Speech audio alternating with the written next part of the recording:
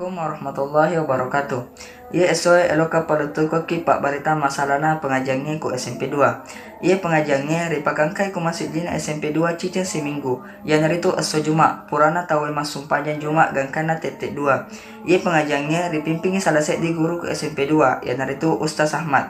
Ia pengajangnya dicueri manang kelas E, mapamuna kelas pitu, arua gangkana kelas asera. Ia manang kelas E, si sele-sele macueri ia pengajangnya. Kulalena ia pengajangnya hak desek na bahas tawe. Engka mana kita hak desek na siswai pura ibagiangi. Ya naru matuk kita na pake siswai na reko giliran na macueri pengajian. Sebelumnya ipamula ia pengajangnya diabsengi jolok siswai engkai hadir.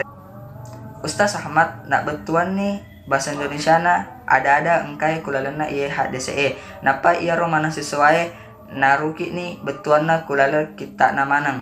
Purana ro najelaskan Ustaz Ahmad aga masuk na ya roh hak DCE. Nah, jadi tania maka dah hak DCE mi bawa naule di gurui kulalena ia pengajangnya.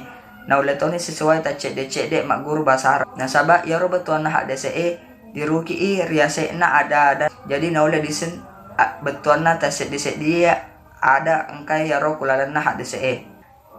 Ia pengajangnya mancaji ni salah set di program keagamaan na SMP 2. Tapi mabiasa to makuti sesuai loka pengajian nasabak maitar sena igae.